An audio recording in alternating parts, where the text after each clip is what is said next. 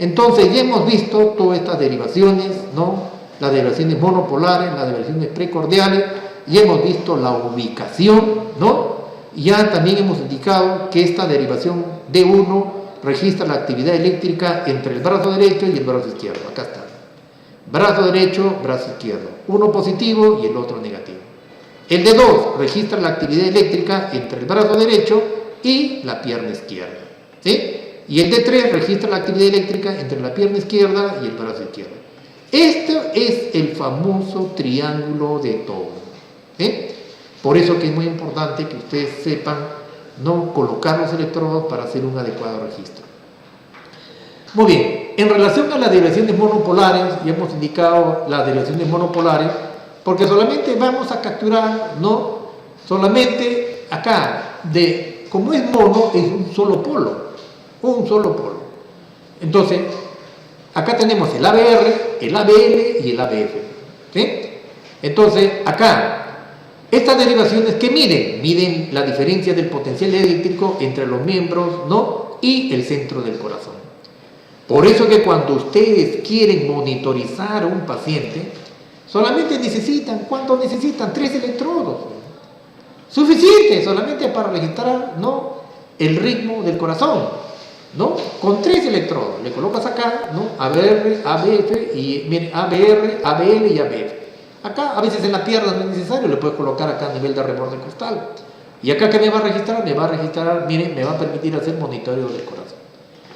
Se denominan monopolares porque se usa un solo electrodo para el registro, ¿no? Estoy utilizando un solo electrodo, no dos, uno solo. El centro del corazón es neutro y no requiere el uso de un electrodo, ¿sí? Por eso, como es neutro, no requiere. Por eso que nosotros con 3 electrodos podemos hacer el monitoreo cardíaco. Ya hemos indicado dónde van las derivaciones. Y acá viene otra cosa importante que también es necesario tener en consideración. Algo que está relacionado a lo que es el eje eléctrico del corazón. Muchos de nosotros nos preguntamos por qué es importante el eje eléctrico del corazón. Hemos indicado que el corazón, ¿dónde está ubicado? El corazón está ubicado en el mediastino, ¿sí? Hemos indicado que la base del corazón, ¿hacia dónde se dirige? Se dirige al lado derecho, se dirige hacia arriba y se dirige hacia atrás. Y el ápice, vale decir la punta del corazón, ¿hacia dónde se dirige? Se dirige hacia abajo, se dirige a la izquierda y se dirige hacia dónde? Hacia adelante. Sabemos que el corazón, si ustedes se imaginan, ahorita quiero que se imaginen un corazón, un músculo cardíaco, ¿sí? Si yo sé que la base se va hacia la derecha, entonces, si se va a la derecha, miren, voy a tener, ¿qué? Voy a tener acá el ABR, ¿no? El ABR que más o menos está a 150 grados, ¿sí? Y el ABL que más o menos está a menos 30 grados, ¿sí? Y el ABF, o sea, vale decir, el vector que se dirige hacia las extremidades inferiores, más o menos va a estar, en cuanto, va a estar más o menos el ABF va a estar a 90 grados, ¿sí? Lo que quiero que, por favor, si bien es cierto, a veces esto no es de nuestra competencia, pero es importante saber relacionarlo. Porque a veces cuando el cardiólogo nos habla del eje eléctrico, ¿no?, está a la derecha, está a la izquierda, ¿no?, está extremadamente a la izquierda, a veces no entendemos lo que nos están hablando. Entonces vamos a tratar de precisar, ¿no?, sobre estos ejes, la ubicación, mire, sobre estos ejes, sobre estas coordenadas, vamos a tratar de ubicar ¿qué? El eje. Para saber si la onda es positiva o si la onda es negativa, ¿sí? Si analizamos un poquito, miren, acá, si analizamos un poquito, acá ¿qué tenemos? Acá tenemos 90 grados, pero acá tenemos 90 grados que es positivo. Y hacia arriba ¿qué tenemos? Tenemos 90 grados, pero es negativo. La suma de 90 más 90, ¿cuánto me da? Me da 180 grados. Entonces, si yo quiero determinar el eje, lógicamente que voy a tener que tener estas coordenadas. Es como si fuera un pastel, ¿eh? Entonces estoy determinando las coordenadas, ¿no? En este círculo voy a determinar las coordenadas para determinar si es positivo o es negativo. Acá tenemos 0 grados, 0 grados. El punto inicial, 0 grados. ¿Sí? Por encima de este punto de 0 grados, por encima, vale decir, por encima va a ser negativo y por debajo va a ser positivo. Por eso que acá, si acá yo tengo 0 grados, al otro extremo, ¿cuánto tendré? Tendré menos 180 grados y más 180 grados. Cuando está por encima de este eje, lógicamente que será negativo, menos 180, y cuando está por debajo será 180 positivo. ¿Sí? Entonces, si acá yo tengo menos 90, ¿no? La proyección de este vector hacia abajo, de arriba hacia abajo, entonces acá ¿cuánto será? Será más 90 grados. Entonces acá tenemos el ABF, que es 90, y menos 90, que es hacia arriba. ¿Sí? Tomando como referencia el ABL. El ABL en este vector, en este trazado, lógicamente ¿cuánto está? Está a menos 30.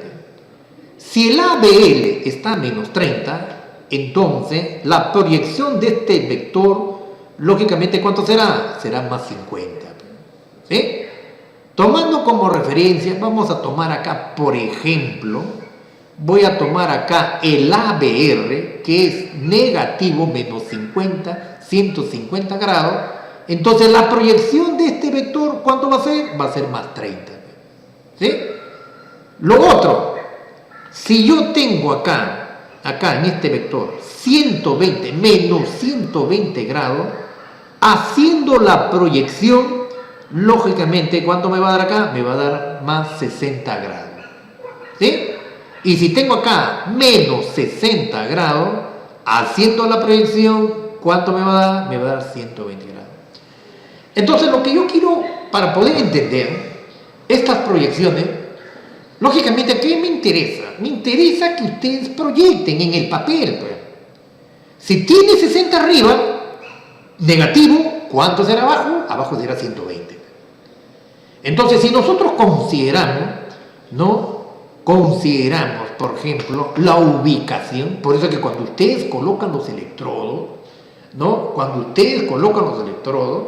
están midiendo, pues, el B1, B2, B3, B4, B5 y B6. Están midiendo, el potencial de acción, ¿dónde? De esos electrodos.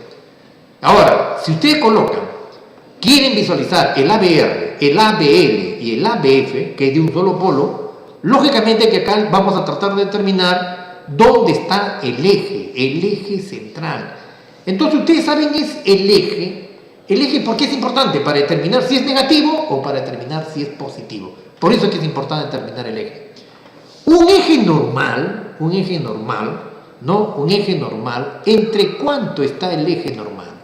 Observen, el eje normal, el eje eléctrico del corazón normal está ¿entre cuánto? Entre menos 30 y más 90. Ese es el eje normal. Si nos vamos, entonces, ubicamos acá menos 30, revisando, menos 30 y más 90. Entonces, el eje está acá, miren, menos 30 y acá tenemos más 90. Entonces, acá, este eje nos está indicando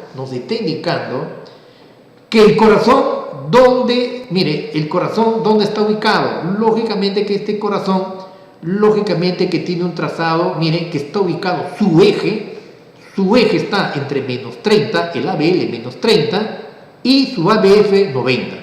Entonces, ¿esto qué me indica? Me indica que este eje que está acá, este eje me está dando la dirección. O sea, me está dando la inclinación del vector por el centro del corazón que se está prolongando a través de ¿quién? A través de los ventrículos. Porque ustedes saben, es como si estuviera posicionado el corazón. Entonces el corazón tiene su base y tiene su ápice, la punta. Entonces ese eje justamente me sirve para determinar la posición hacia dónde se orientan, los ventrículos. O sea, ese vector hacia dónde se está orientando. Se está orientando hacia abajo, se orienta hacia arriba, se orienta a la derecha o se orienta a la izquierda. Por eso que eso nos indica, no, la configuración de estos ejes nos indica, no, la posición, no, hacia dónde se dirige ese vector. Ahora, lógicamente que existen muchas fórmulas para poder calcular el eje cardíaco del corazón. ¿Sí? Bueno, acá nos indican una mnemotecnia que podemos recordarlo, ¿no? Tienes tu brazo izquierdo, nace tu brazo izquierdo, no, tu brazo derecho. Entonces tú dices, tu brazo izquierdo va a ser positivo y tu brazo derecho va a ser que, mire, positivo. Entonces, si tú tienes, ¿no? Tienes un puño, ¿no? Un puño del lado izquierdo positivo y del lado derecho, ¿qué será? Del lado derecho, el ABF, ¿qué será? Positivo. Si tú tienes un QRS positivo, ¿no? En D1, ¿no? Y en ABF, vale decir positivo, ¿no? Si el QRS es positivo en D1 y es positivo en ABF, el eje es normal. ¿Sí? Entonces, vuelvo a repetir. Tienes tu puño, ¿no? Tu puño, ¿qué me está indicando? Me está indicando que en tu lado izquierdo, mire, tu QRS es positivo, ¿no? Es positivo ¿dónde? En D1.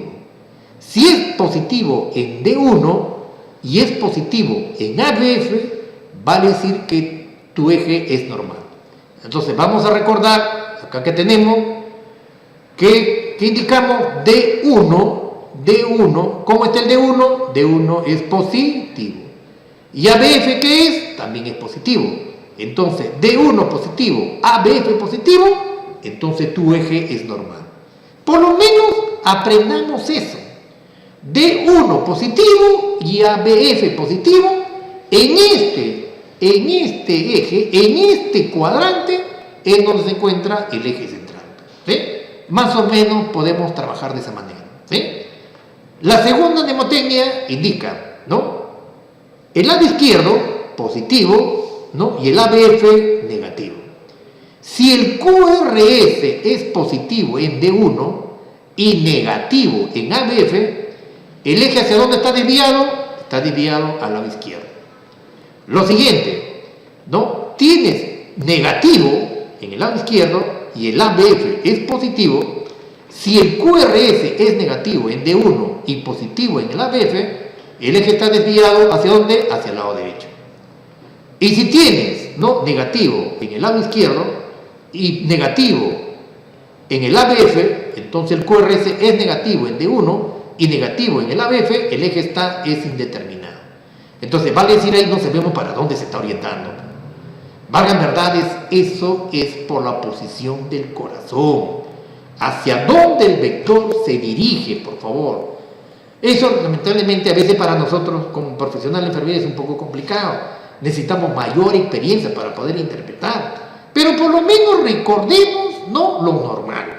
Lo normal, ¿qué significa? Que el QRS es positivo en D1 y es positivo en ABF. Por lo menos para saber dónde está ubicado.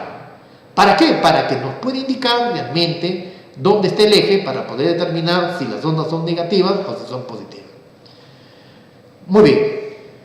Después de esto, nosotros vamos a poder interpretar, ¿no? Y poder analizar lo que es el potencial de acción. ¿Sí? Cuando nosotros analizamos lo que es el potencial de acción, a veces nos vienen muchas interrogantes. ¿Qué es potencial de acción? Siempre nosotros nos preguntamos, ¿no? Y tratamos de poder interpretar a qué está referido. ¿Sí? Imaginariamente, lógicamente que lo que nosotros vamos a tratar de construir imaginariamente, vamos a imaginar, ¿no? Una célula. La célula, ustedes saben que tiene un espacio intracelular y tiene un espacio extracelular. La célula que tiene, tiene un sarcolema. ¿El sarcolema qué es? La membrana plasmática. Dentro de la célula que tenemos iones negativos. Y fuera de la célula que tenemos iones positivos. Entonces, en este proceso de la despolarización de la membrana, vamos a observar el ingreso, ¿no? Vamos a observar el ingreso de estos iones positivos y la salida de estos iones negativos. Ustedes saben que dentro de las células, ¿no? Dentro de las células, vale decir, en el extracelular, no tenemos iones negativos. Como por ejemplo, ¿cuál es? El potasio. ¿Sí? ¿Y qué tenemos en el extracelular? Tenemos iones positivos. ¿Como cuáles? Como el sodio y el calcio. Entonces nos indican que tenemos canales lentos y tenemos canales rápidos. Por eso que ustedes han observado que en los diferentes tipos de arritmia, por ejemplo, cuando se trata de una taquicardia ventricular sostenida, ¿qué utilizamos? A veces utilizamos la famosa miodarona, a veces utilizamos, ¿qué utilizamos? La lidocaína.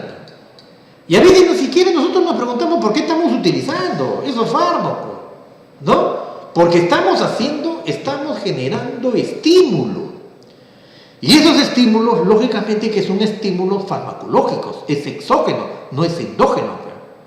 Porque posiblemente, ¿no? Esa taquicardia ventricular está generada, ¿por qué? Por una preexcitación o una sobreexcitación, que está representado, ¿por qué? Por el QRS.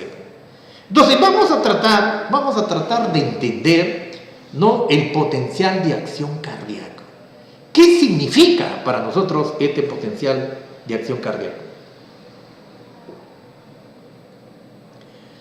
Nos indican que este potencial de acción cardíaco es la suma de las aberturas y cierres de las distintas poblaciones de canales iónicos. Hemos indicado que existen canales iónicos de acción rápida y de acción lenta. También nos indican que se va a presentar cambios rápidos de voltaje detectados en el electrocardiograma de superficie. ¿Y esto dónde nosotros lo visualizamos? En la onda P. Ya hemos indicado que la onda P, ¿qué es? La despolarización ¿de quién? De las aurículas. El QRS, ¿qué es? La despolarización de los ventrículos. Y la onda T, ¿qué significa? La repolarización de los ventrículos, ¿no? Entonces representa la despolarización auricular, ventricular y la repolarización ventricular. En reposo, en el interior de las células cardíacas, se registra un potencial negativo. ¿Negativo menos cuánto? Menos 50 a 90. O sea, en reposo, ustedes van a tener un equilibrio en la parte interna, vale decir, en el intracelular, los iones van a ser negativos. Y en la parte externa, en el extracelular, los iones van a ser positivos. Entonces en reposo, ¿cómo están? Están en equilibrio. Vale decir que no entra el que está afuera y ni sale el que está dentro. O sea, imagínense como si fuera una compuerta. Entonces recién cuando se genera el impulso eléctrico, cuando se comienza a despolarizar la membrana, recién es como si estuviera abriendo la puerta. Abro la puerta, ingresan los iones. ¿Qué iones? Positivos. ¿Y qué facilitan? La salida de los iones negativos. Entonces, ¿a través de qué? Este movimiento iónico va a ser a través de la membrana plasmática, que nosotros lo conocemos como sarcolema, que es un aislante eléctrico excelente. Permite el paso de pocos iones y excluye moléculas solubles complejas, como las proteínas. Las proteínas, lógicamente, que no deben intervenir. Entonces, a través del sarcolema, que es la membrana plasmática, se van a originar estas fuerzas pasivas que promueven los movimientos iónicos. Ustedes dirán, pero no, profesor, ¿qué está pasando en la bradicardia? ¿No? Yo no sé qué está pasando. Ese estímulo, ¿por qué es lento? Por eso que es muy importante, cuando el paciente tiene bradicardia, hay que saber cómo está la concentración del sodio. Hay que saber cómo está la concentración del potasio. Hay que saber cómo está la concentración del calcio. A veces puede ser que el paciente está haciendo una bradicardia severa. ¿Por qué? Porque tiene un trastorno hidroelectrolítico. Es un paciente senil de la tercera edad. Es un paciente que está posiblemente no deshidratado. Posiblemente está perdiendo líquidos corporales por cualquier factor. Entonces, ¿qué pasó? Hay un desequilibrio hidroelectrolítico que me puede generar, ¿no?, que haya una disminución de estos iones. Por eso, por favor, es importante ver el potasio sérico. Le tomamos un electrocardiograma, vemos que está haciendo bradicardia, pero puede ser que está haciendo que esa bradicardia tenga relación con qué, con una alteración del sodio, con una alteración del potasio, con una alteración del calcio. Entonces también es importante observar, ¿no?, cuando se le toma, ¿no?, un dosaje de electrolitos, también ver eso. Por favor, tenemos que aprender a relacionar. A veces eso es lo que nos falta a nosotros, relacionar sobre la probable causa que está generando. A veces el paciente hay una sobreestimulación. Posiblemente el paciente tiene una sobreestimulación y me está haciendo taquicardia. Puede ser una taquicardia sinusal, puede ser una taquicardia paroxística supraventricular o puede ser una taquicardia ventricular. Entonces tenemos que observar cuál es la probable causa de esta movilización rápida de los iones o de esta movilización lenta. ¿Qué es lo que está pasando? Por eso que a veces trastorno del metabolismo del calcio. Entonces eso también puede afectar. A veces me genera bradicardia severa, taquicardias inestables. No, hay una serie de cosas, por favor, que tenemos que aprender a saber interpretar. Hay muchos diagnósticos de enfermería que están relacionados. A veces tratamos de identificar, tratamos de relacionar, pero a veces no podemos. Quiero explicar una explicación científica, ¿qué está pasando? Pero hay que ver otros componentes. También hay que ver el estado hemodinámico, porque a veces no solamente es problema del ritmo, sino también el compromiso del estado hemodinámico. Algo está pasando. Muy bien, en estas fases del potencial de acción, ¿no?, existen 5 fases, quisiera que lo recuerden, por favor. En la fase 0, dice que es el ascenso del potencial de acción o despolarización rápida. En esta fase, dice que está condicionada por la entrada de sodio. ¿Por dónde ingresa el sodio? Por las fibras rápidas. ¿Sí? O también, ¿por qué? O por la entrada de calcio, por las fibras lentas. Entonces, en esta fase 0, ¿no?, ¿qué es lo que nosotros vamos a visualizar en el electrocardiograma? Vamos a visualizar la despolarización de ¿quién? ¿De quién sería? ¿De las aurículas o de los ventrículos? Si vemos que está entrando el sodio, ¿no?, por la fibra rápida, lógicamente que sería la despolarización de ¿quién? De los ventrículos. ¿Y cómo lo vemos en el EKG? Lo vemos por ese famoso complejo QRS. ¿Sí?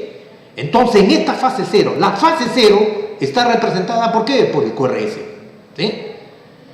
En la fase 1, que es la fase temprana de la repolarización, ¿no?, la fase temprana, entonces nosotros hemos visto que termina el QRS, hemos indicado, ¿no?, empieza la Q negativa, R hacia arriba y la S. Termina la S y ¿qué hace? Se inicia la repolarización temprana. ¿Sí? Entonces, esta repolarización temprana, esta es una repolarización rápida, coincidente ¿dónde? En el punto J. Y ya hemos indicado, el punto J ¿dónde está ubicado? Al final de la S, cuando tiene contacto ¿con qué? Con la línea isoeléctrica. ¿Y es dependiente de qué? Del cierre de los canales de sodio y la apertura transitoria de los canales de potasio. Entonces, se despolariza, ingresa el sodio en el intra. Hay un ingreso de sodio, ingresa el sodio y ¿qué va a generar? Va a generar la salida de potasio. Cuando se cierran los canales de sodio, ¿y qué se apertura? Se aperturan los canales de ¿qué? De potasio. ¿Sí? Entonces, ¿qué vamos a ver? La salida de potasio. ¿Hacia dónde? Del intra al extracelular. Esa es la fase 1. La fase 2 es la fase de meseta. Vale decir, la fase 2 es la fase de meseta donde me está indicando el máximo potencial de acción. También conocido como domo, ¿no? Ustedes saben que domotropismo es una propiedad de la célula cardíaca, o también conocido como ¿qué? Como meseta o plateo. Entonces, ¿coincidente con qué? Coincidente con el ST. Y el ST, ustedes han observado, ¿no? Han observado el ST, lógicamente, ¿qué hace? Inicia la repolarización completa ¿de quién? De los ventrículos. Por eso que ese ST, ese segmento ST, que ya lo vamos a ver más adelante, ¿cuál es la importancia? Entonces, ese ST, ¿qué me está indicando? El inicio, ¿no? Primero, ya se inició la repolarización temprana. Entonces, ese ST, ¿qué me va a indicar? Me va a indicar que el tiempo total de la repolarización ¿de quién? De los ventrículos. ¿Sí? Entonces, Entonces, ¿corresponde a qué? Corresponde a la entrada lenta de calcio por los canales lentos. Entonces, por eso es que ustedes han observado que la repolarización del ventrículo, como es lento, como es una entrada lenta, ¿cuánto es el valor de esa repolarización completa, ¿no?, del ventrículo? Es de 0,36 a 0,44. El famoso intervalo QT, que me está indicando el tiempo total de la repolarización ¿de quién? De los ventrículos. ¿Sí? Entonces ahí nosotros estamos observando esta importante fase, que es la fase de la meseta, fase de potencial de acción, conocido como la fase de meseta.